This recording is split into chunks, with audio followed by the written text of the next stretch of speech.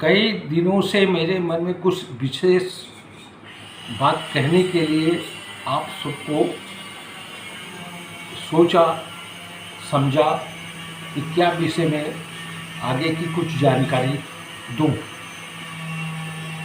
मैंने कुछ सुना, कुछ पर्यटन के द्वारा देखा और कुछ मनन चिंतन के द्वारा उसको अपने काल्पनिक भी है और कुछ सच्ची भी है और कुछ झूठी भी हो सकती है।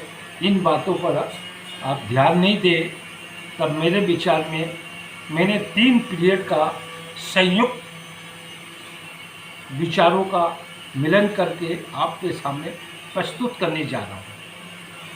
सर्वप्रथम इस भारत भर की भूमि पर आज जो हम वर्ष से देख रहे हैं वो उस समय नहीं था। आज के तुलना में भारत एक एशिया महाद्वीप के नाम से जाना जाता था। बर्मा, तिब्बत, नेपाल, श्रीलंका, बर्मा, अफगानिस्तान तक एशिया महाद्वीप के नाम से जाना जाता था। दिन प्रतिदिन परिवर्तन के हिसाब से श्रीलंका अलग हुआ, पाकिस्तान 2 भाग में बटा, पूर्वी पाकिस्तान, पश्चिम पाकिस्तान। बर्मा अलग हुआ, तिब्बत अलग हुआ, नेपाल अलग हो गया। पूर्वी पाकिस्तान, पश्चिम पाकिस्तान में से पाकिस्तान रह गया। पूर्वी पाकिस्तान का बांग्लादेश के नाम से जाना जाता है। ये आज की समय पर ऐसी स्थिति है। एक समय भारत विराट और एशिया महाद्वीप के नाम से जाना जाता था। इन 3 व्यक्तियों का राज हुआ।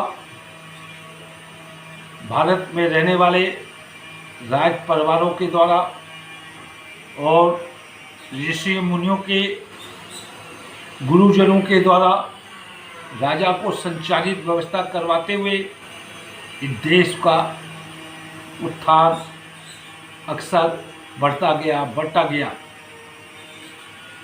स्थिति ऐसी बदली, समय के मुताबिक जो भी राजा राज करता था वो शंकराचार्यों के द्वारा, संतों के द्वारा और आचार्यों के द्वारा यानी गुरुजनों के द्वारा समाज का, देश का संचालित व्यवस्था उनके माध्यम से हुआ करती थी।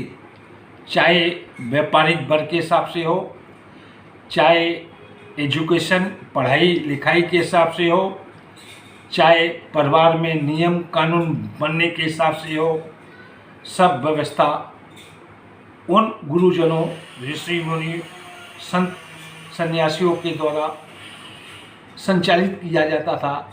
राजा उसको मानता और उसको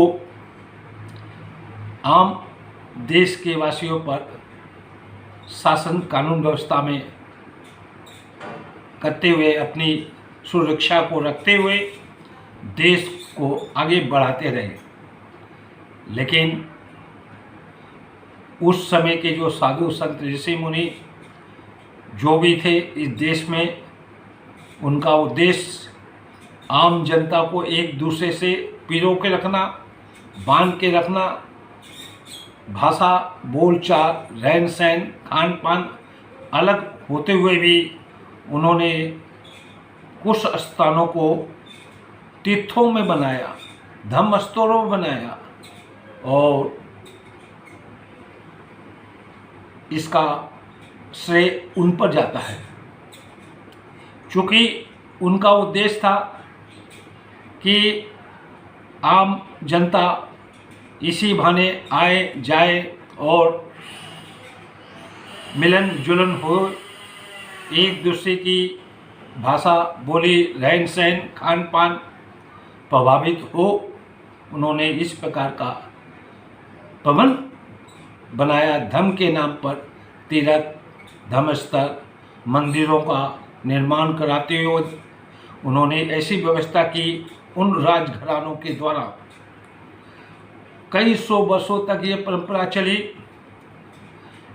आपसी द्वेष लड़ाई के कारण एक पदाधिकारी राजा को गद्दी लेने के लिए राजा का विद्रोह किया या उसको गलत नीति से पद से हटा के खुद गद्दी पे बैठ गया।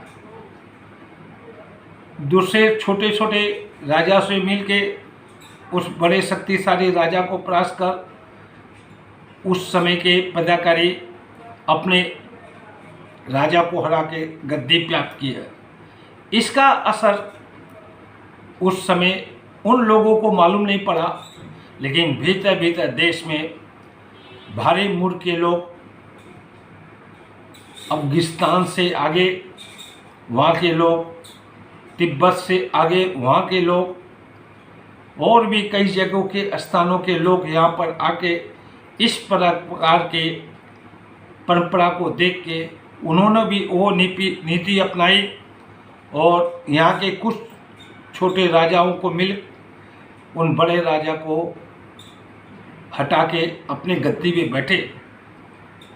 इस मामले में प्रथम श्रेणी में मुसलमान लोग आए, पठान लोग आए, सुल्तान लोग आए।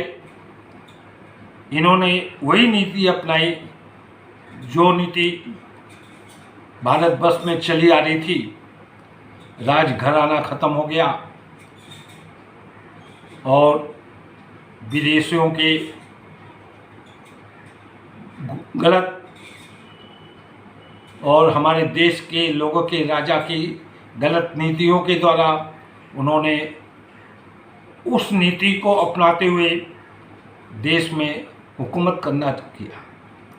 इन्होंने तीर्थ नहीं बनाया, धर्मस्थल नहीं बनाया, मंदिर नहीं बनाया।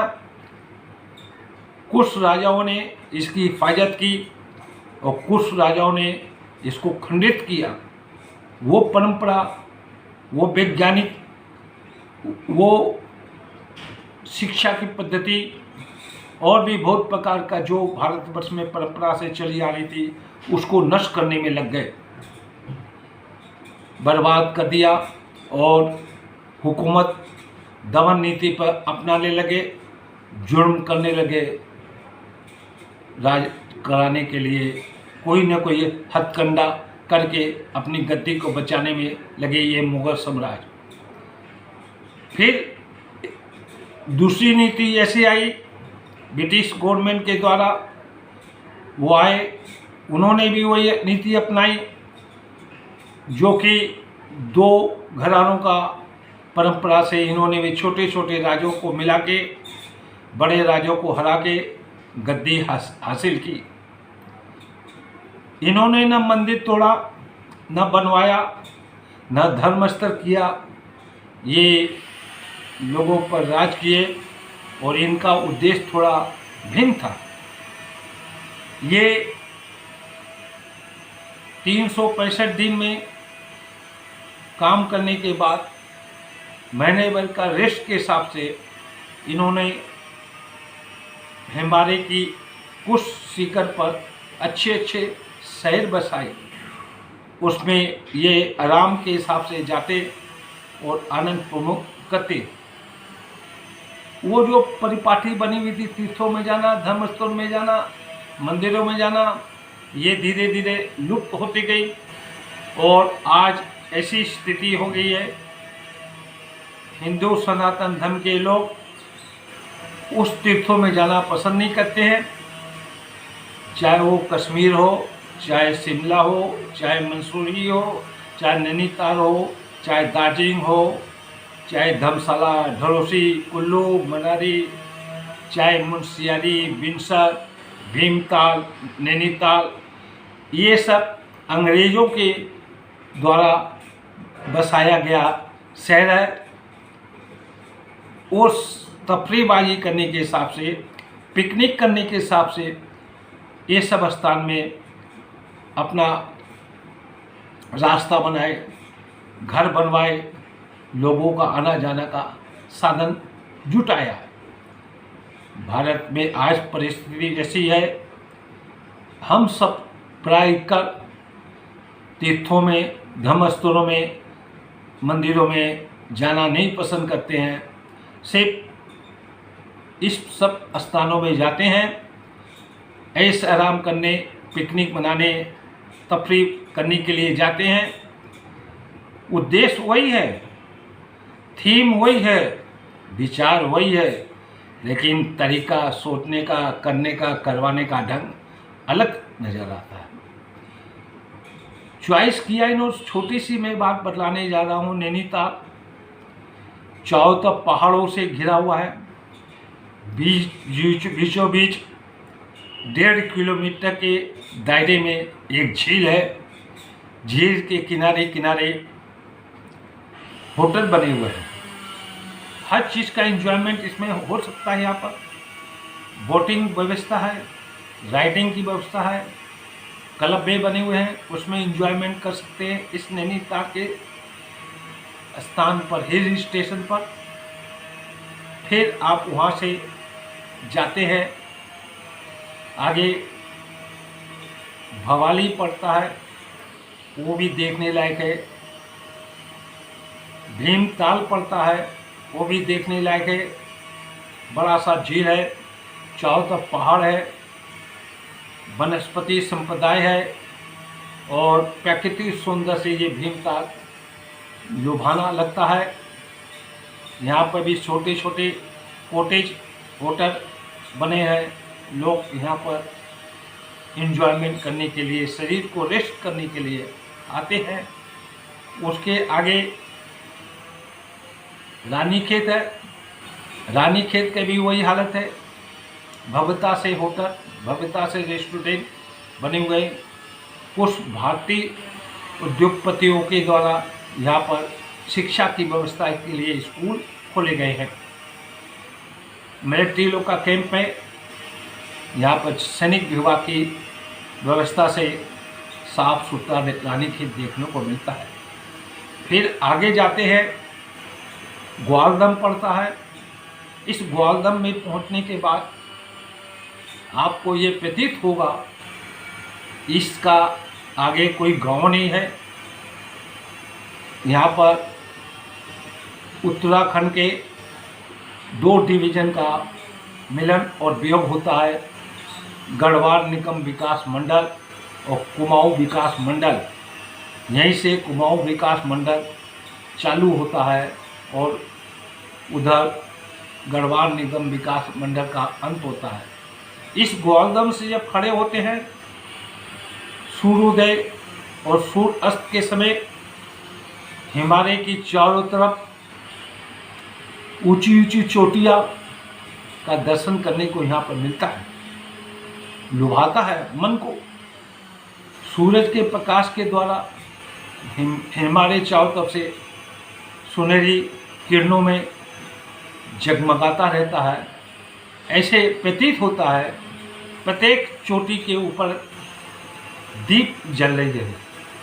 नीचे तराई में देखते हैं सुनहरा पीलापन का प्रकाश, ऐसा लग रहा है जैसे चारों तरफ कोई सोना बिछाया हुआ है। यहाँ से त्रिशूल, चौखंबा, नैना पीक और भी छोटी बड़ी कई पीक का दर्शन होता है। छोटा सा गांव है, एंजॉयमेंट का कोई साधन नहीं है, लेकिन प्राकृतिक सौंदर्य से भरा हुआ है। फिर आप नीचे उतरते हैं, यहाँ पर एक मंदिर है, बैजनाथ का मंदिर है, वो भी देखने लायक है। इस मंदिर में दुर्गा देवी का मंदिर है। उस जमाने में हजारों साल पहले यहाँ पर लकड़ी से बनी हुई मूर्ति प्रतिमा है, चमकदार, और वहाँ के लोगों की विशेष विश्वास श्रद्धा है। अपनी कामना के हिसाब से उस उत्तराखंड के लोग वहाँ पर मनोकामना की पुण्य के हिसाब से वहाँ पर दर्शन करने हेतु आते हैं। फिर उसके बाद में बागेश्वर एक मंदिर है, शंकर भगवान का मंदिर है। 2 नदियों का यहाँ संगम है। इस संगम के किनारे भोले बाबा का दर्शन करने के लिए लोग आते हैं जाते हैं। वो पहाड़ी अंचलों के लोग सज्जन सुशील नीलमन मन वाले व्यक्ति आराधना करते हैं बाबा शंकर की। फिर वहाँ से यदि हम घूम के जाते हैं पैताल भुवनेश्वरियों की ओर, पैताल भुवनेश्वर में वही है देखने को मिला। हमारे उस जमाने के ऋषि मुनि इन स्थानों में जाके तप करते थे और तप करके जो उनको शक्ति प्राप्त होती थी वो शक्ति से वो लोगों का कल्याण करते थे। ये पैताल भुवनेश्वरी में देखने को मिलता है। फिर आगे इधर आते हैं लोहागढ़ होके पैताल भुवनेश्वरी गांगुली हाट में है। गांगुली हाट पार करने के बाद लोहागढ़ के पास में रानी कुटी है। रानी कुटी में ऊपर में स्वामी विवेकानंद यहाँ पर आके कुछ दिन रहे थे। ये भी एक रमणीक स्थान है, इसको देखना न भूलना चाहिए। वो रमणीक स्थान की वादियों का भ्रमण करने के बाद फिर अल्मोड़ा डिस्ट्रिक्ट के पास में जागेश्वर मंदिर है। यहाँ पर शंकर भगवान का मंदिर है। कहते हैं पांडव लोग जो अज्ञातवास में थे तब यहाँ पर आके शंकर भगवान की लिंग बनाए और यहाँ पर उन्होंने मंदिर बना के पूजा पाठ किया था। आदि अनादि काल से यह मंदिर बड़ा प्रचलित मंदिर और जागेश्वर मंदिर का दर्शन नहीं करना भूलना चाहिए। फिर अल्मोड़ा डिस्ट्रिक्ट हिल स्टेशन छोटा सा है। हाई सेकेंडरी कॉलेज और बच्चों लोग के लिए स्कूल है, ऑफिसेस है, डेवलपमेंट है, अच्छा टाउन है। थोड़ा दूर में हट के गोला गोलू भगवान का मंदिर है। चेताई गांव है, और चेताई गांव में इस देवता का पूजा किया जाता है। इसके बाद जब हम आते हैं ऊपर की ओर थोड़ा नैनीताल की ओर, तब रास्ते में एक जगह आता है। उस जगह का नाम है भद्रेश्वर। उस भद्रेश्वर के पास में एक कॉटेज है और वहाँ पर बॉटनिक पढ़ाई की कॉलेज चलती है। उसमें बच्चे लोग प्राकृतिक पेड़ पौधे जड़ी बूटी की शिक्षा का ग्रहण करते हैं। उस स्थान से हिमालय की चोटी देखने को मिलती है। ये सब जो मैं आपको वर्णन किया, ये सब अंग्रेज़ों के द्वारा बनाया गया बसाया गया पहाड़ों में शहर है। इस प्रकार की यात्रा 15 दिन में पूरा कर सकते हैं, जो मैंने आपको इतना बतलाया। इसी प्रकार मैं अगले बार में ऐसे ब्रिटिश मुगल साम्राज्य भारत के तीर्थों धर्मस्थलों और इन्जॉयमेंट करने का जो जरिया बनाया अंग्रेज़ों ने, उसका मैं वर्णन करूँगा। अभी इतना ही बात मैं आपको बतलाया। इस विचारधारा को, मेरे शब्दों को गलत और उसका मिसयूज नहीं करते हुए मेरे भाव को और विचारों को समझेंगे तो आपको आनंद होगा। इसके लिए मैं आपको धन्यवाद देता हूँ। और सतीश खंडेलवाल शो, जिसको आप आगे फॉरवर्ड करिए, सब्सक्राइब करिए, जिससे लोगों को इस प्रकार की विचारधारों का आपस में विचार करना और आपस में प्रेम मोहब्बत बनाते हुए। मैंने कई बार लोगों को कहा है, विचारों का टकराव हो सकता है लेकिन मन का टकराव नहीं करना चाहिए। इसी प्रकार मैं एक छोटा सा और उदाहरण देता हूँ। आप पतंग उड़ा रहे हो, जब तक पतंग उड़ा रहे हो आकाश में पतंग है तब तक आपका मंजा उड़ता नहीं है, और जब पतंग कट जाती है तो कटने के बाद मंजा वो उलझ जाता है। इसी प्रकार जिंदगी का एक रास्ता है। आप जिंदगी के रास्ते में चलते रहेंगे तो आपका उलझन पैदा नहीं होगा और आपके जीवन में ब्रेक लग गया यानी पतंग कट गई तो आपका जीवन उलझ जाएगा। उसको सुलझाना बड़ा मुश्किल है, उसको तो सोते खुद को ही सुलझाना पड़ेगा। जितना इसमें मंजा को हम सुलझाना चाहते हैं वो उलझता जाता है। तो जीवन का भी यही है कि हम जितना अच्छे रास्ते में जाते जाते जब ब्रेक लग जाता है तो उलझ जाते हैं, और जितना सुलझाने की कोशिश करते हैं उलझते जाते हैं। ये जीवन का समय बिताते हुए इस संसार से चले जाते हैं।